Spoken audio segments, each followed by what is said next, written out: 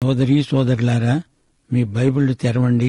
ఈ రోజు మన పాఠం 2 కొరింథీ పత్రిక 6వ అధ్యాయం 11వ వచనం నుండి 18వ వచనం వరకు సావధానంగా వినండి.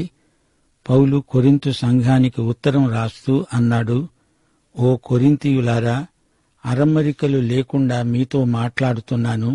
మా హృదయము విశాలపరచబడి ఉన్నది. మీ ఎడల మా అంతఃకరణము సంకుచితమై ఉండలేదు గాని మీ అంతఃకరణమే సంకుచితమై ఉన్నది. మీ ఎడల మాకున్న అంతఃకరణమునకు ప్రతిఫలముగా మీరు మీ హృదయములను విశాలపరచుకోండి. మీరు నా పిల్లలని మీతో ఈలాగు చెప్తున్నాను.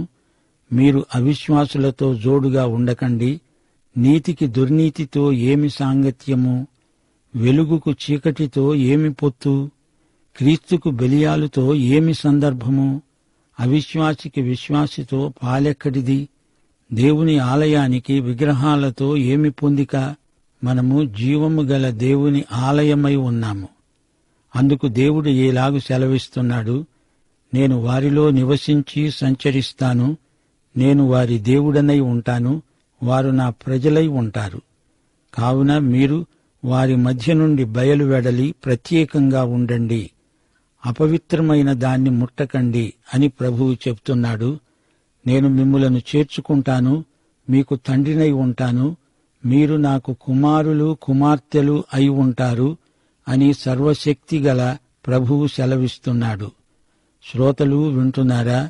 పౌలు కొరింథు సంఘస్థులను ఉద్దేశించి వ్యక్తిగతంగా మాట్లాడుతున్నాడు. కొరింథీ క్రైస్తవులు శరీరానుసారంగా ప్రవర్తిస్తున్నారు. వీరికంటే పసిపిల్లలు నయం. పౌలు వారిని ప్రేమిస్తున్నాడు. వారిని గురించి తలంచుకుంటున్న కొద్దీ పౌలు హృదయం బద్దలైనట్లనిపిస్తుంది. పౌలు నోరు తెరిచి మనసు విప్పి మాట్లాడుతున్నాడు. హృదయ వైశాల్యం పౌలుకు ఎక్కువ. కొరింథీ సంఘస్థుల హృదయమే మరీ సంకుచితమైపోతోంది. పిల్లలారా, విశాల హృదయం మీకు కావాలనిపించటం లేదా? పౌలు తన ప్రేమ హృదయాన్ని వారి ఎదట కృమ్మరించుకుంటున్నాడు. తనను ప్రేమించే విశ్వాసుల హృదయాలను కదిలిస్తున్నాడు. వారిలో కొందరు దేవుణ్ణి ప్రేమించని వారున్నారు. దేవుని వాక్యాన్ని ఇష్టపడని వారు ఉన్నారు. విశ్వాసులను చిన్నచూపు చూచి బాధించేవారు కొందరున్నారు. సంఘ చరిత్రలో ఇలాంటి పరిస్థితులు మామూలే. ఈ రోజు వరకు కూడా ఇలాంటి వేషధారులు సంఘాలలో ఉంటూనే ఉన్నారు. దేవుని కోసం, సత్యం కోసం నిలవాల్సి ఉంటే దానికి వెల చెల్లించాల్సి ఉంటుంది.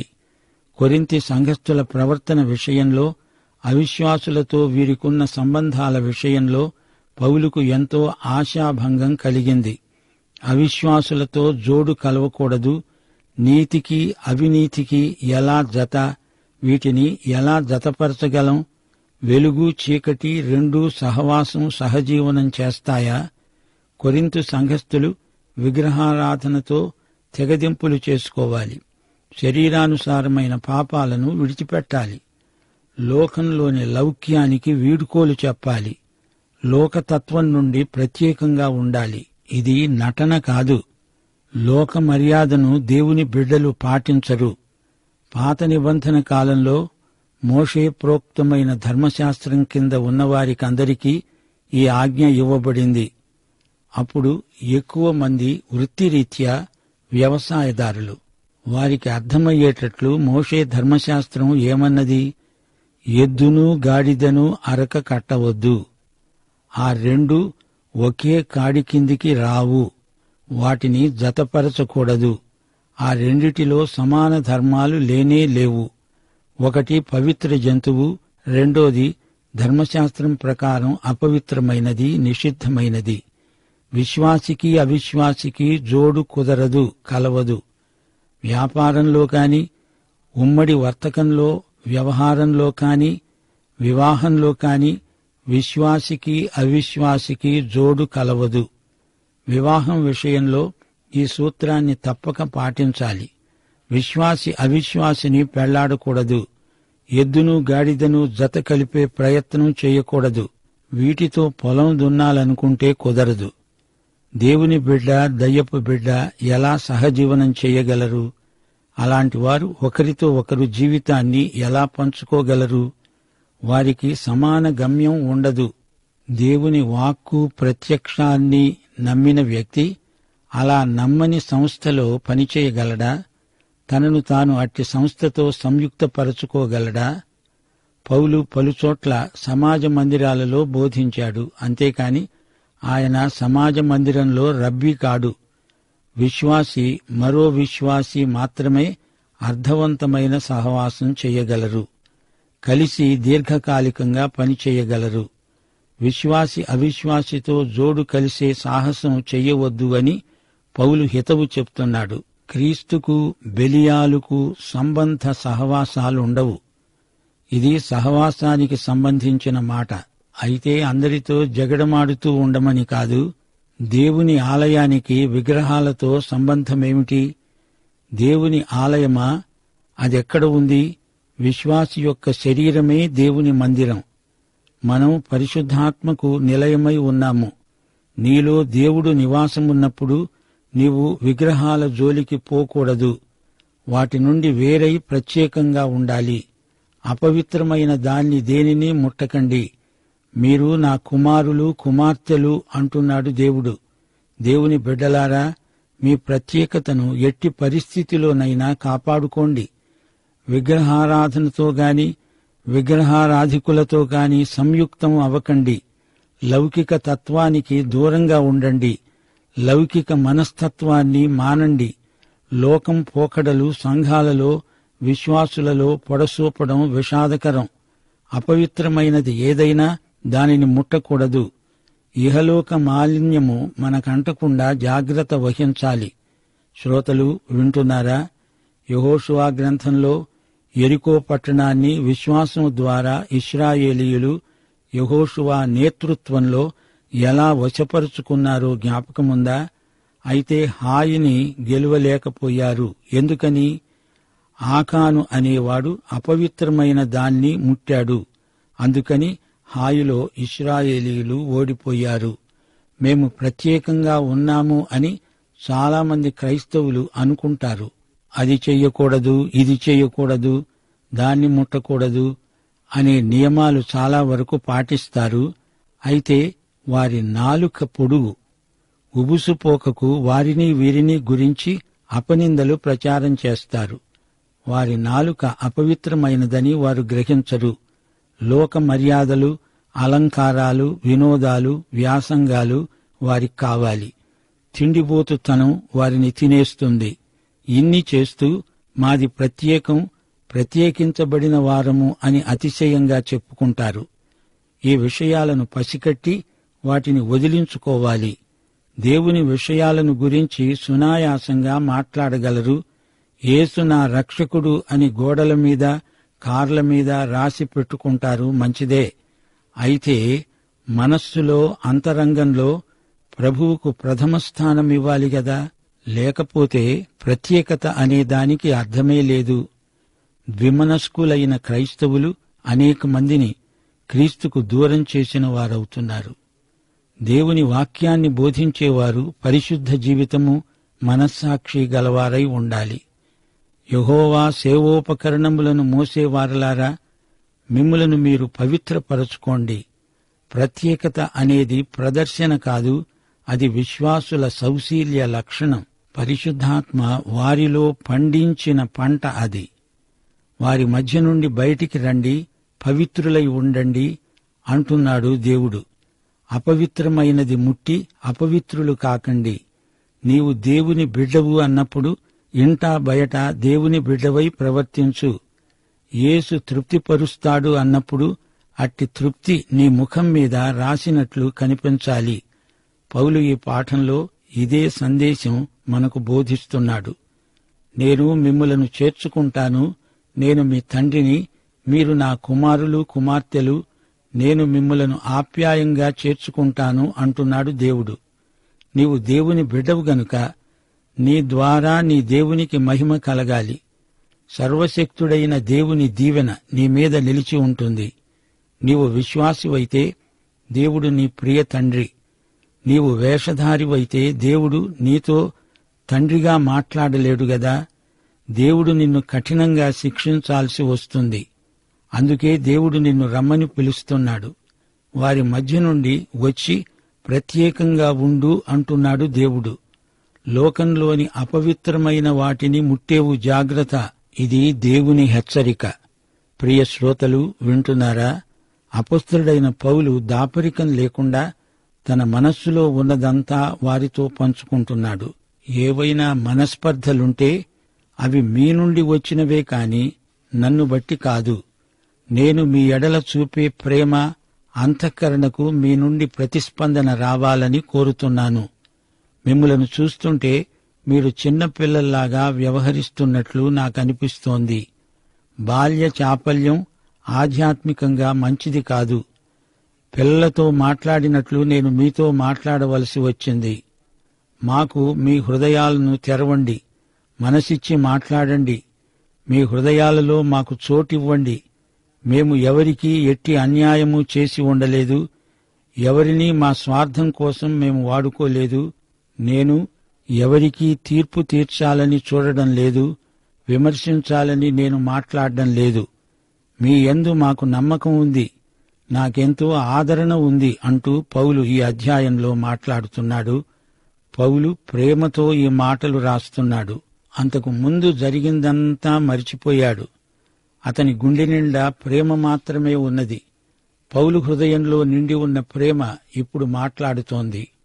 పౌలు హృదయం తన ఆధ్యాత్మిక బిడ్డలైన కొరింథీ సంఘస్థుల వద్దకు పరిగెత్తిపోతోంది, ఎలుగెత్తి మాట్లాడుతోంది. పౌలు హృదయం ఎంత పెద్దదో చూడండి. సహవాసంలోని వెచ్చదనం వల్ల హృదయం వ్యాకోచిస్తుంది. హృదయం అంటే బైబిలు భాషలో అంతరింద్రియాలు అనే భావం ఇమిడి ఉంది. హృదయం అంటే అంతఃకరణ అని అర్థం చేసుకోవాలి. ఒక వ్యక్తిని శోధనలోకి నడిపించడం ఘోరమైన, నీచమైన పాపం. అలాంటిది మీ పట్ల నేను ఎన్నడూ చేసి ఉండలేదు అని పౌలు కొరింథీ సంఘస్థులతో చెప్తున్నాడు. దేవుడు శోధనకు కర్త కాడు. శోధన నుండి తప్పించేవాడు దేవుడు. అలాగే దైవ సేవకులు కూడా. పౌలు ఒక క్రైస్తవ నాయకుడుగా వారిని నీతి మార్గంలో నడిపించాడు.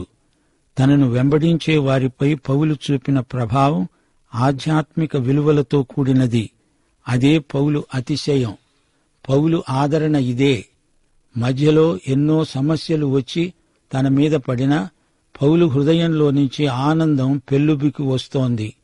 దేవుని ప్రేమ అతణ్ణి నిలువెల్లా నింపింది. మానవ సంబంధాలలో యేసు మనస్సు కానరావాలి. సామెతలు 15వ అధ్యాయం 17వ వచనంలో సొలొమోను సూక్తి, పగవాని ఇంట విలువైన భోజనం తినే కంటే ప్రేమగల చోట ఆకుకూరల భోజనం తినడం మేలు. శ్రోతలు, ఇదే అధ్యాయంలో పౌలు అవిశ్వాసులకు విశ్వాసులకు మధ్య పొత్తు కుదరదు అన్నాడు. నీతికి దుర్నీతికి పరస్పర సహవాసముండదు. చీకటిని వెలుగును కలపలేమో. క్రీస్తుకు దయ్యానికి పొంతన ఏమిటి? సత్యదేవుని ఆలయంలో అసత్య విగ్రహాలకు తావు ఉండదు గదా.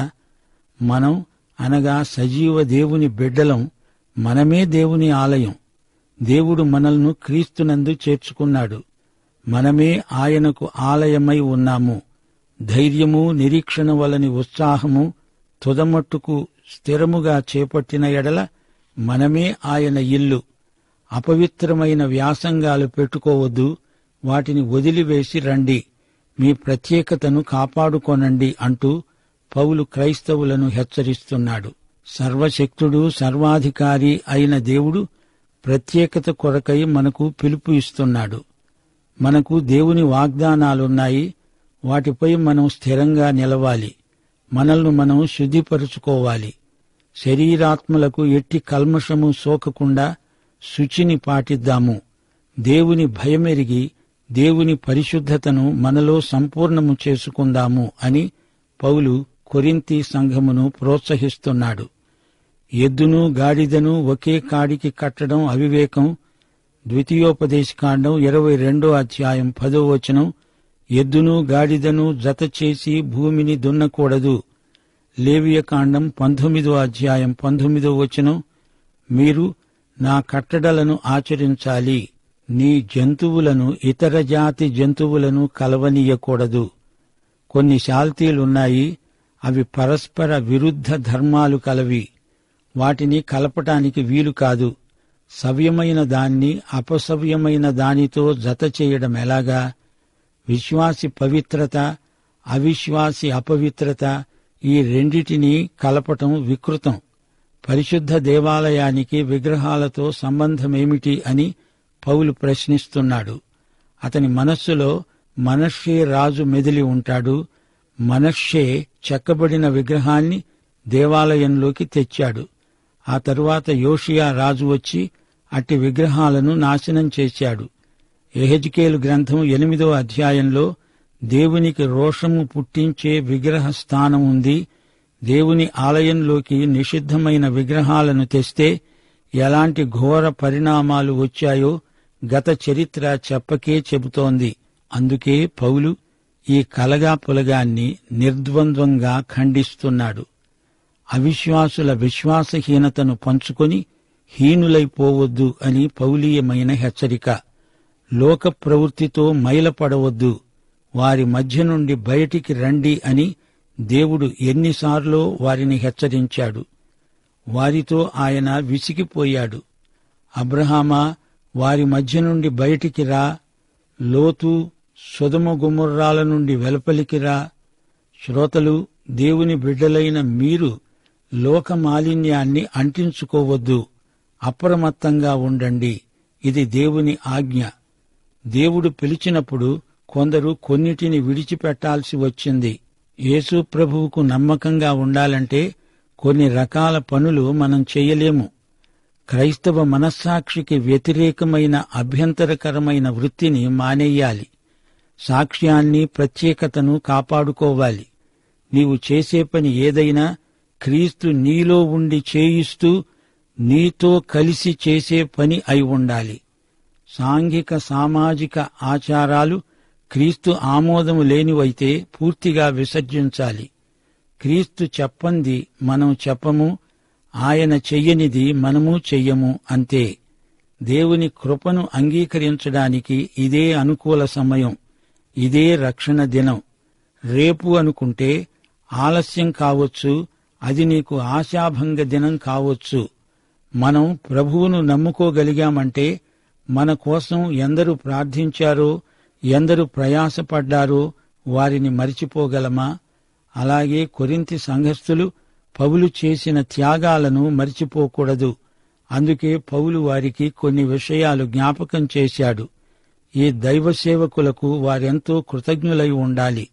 సంఘ బిడ్డలు అందరూ ఏకభావంతో, ఏకాత్మతో కలిసిమెలిసి సహవసించాలి. లోకంతో రాజీ పడకూడదు. దేవుడు తన కాడిని అన్యులతో పంచుకోడు. అలాగే విశ్వాసులు విశ్వాసులతోనే తమ అనుభవాలు, ఆశీర్వాదాలు పంచుకోవాలి. ఈ అధ్యాయంలో అమూల్య సత్యాలు మనం నేర్చుకున్నాము. ఈ అధ్యాయంలో పౌలు సంఘాన్ని గురించిన కొన్ని అమూల్య వాక్కులు పలికాడు.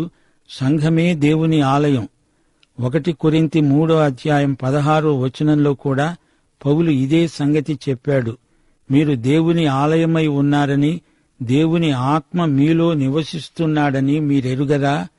దేవుని ఆత్మ, క్రీస్తు దేవుని సంఘంలో నివసిస్తున్నారు. మత్తయి సువార్త 28వ అధ్యాయం 19-20 వచనాలు. సంఘానికి యేసు ఆజ్ఞ, మీరు వెళ్లి సమస్త జనులను శిష్యులనుగా చెయ్యండి. తండ్రి యొక్క, కుమారుని యొక్క, పరిశుద్ధాత్మ యొక్క నామములోనికి వారికి బాప్తిస్మమిస్తూ, నేను మీకు ఏ ఏ సంగతులను ఆజ్ఞాపించానో వాటినన్నిటినీ గైకొనవలెనని వారికి బోధించండి. ఇదిగో, యుగ సమాప్తి పర్యంతము సదాకాలము మీతో కూడా ఉన్నాను. ప్రియ శ్రోతలు, వింటున్నారా? మీరు పొందిన దేవుని కృపను వ్యర్థము చేసుకోకండి అని పౌలు కొరింథీ సంఘస్థులను హెచ్చరించాడు. కృప శక్తిభరితమైనది. కృప నామవాచకమే కాదు, అది క్రియ. కృప మనలో పనిచెయ్యాలి. కృపాశక్తి పాపశక్తిని పూర్తిగా జయిస్తుంది. ప్రియ శ్రోత, క్రీస్తునందు దేవుని కృపను సార్థకం చేసుకున్నావా? పాఠం ఇంతటితో సమాప్తం. దేవుని ప్రేమ, యేసుక్రీస్తు వారి కృప, పరిశుద్ధాత్మ అన్యోన్యత మనకు సదాకాలము తోడై ఉండునుగాక. ఆమేన్.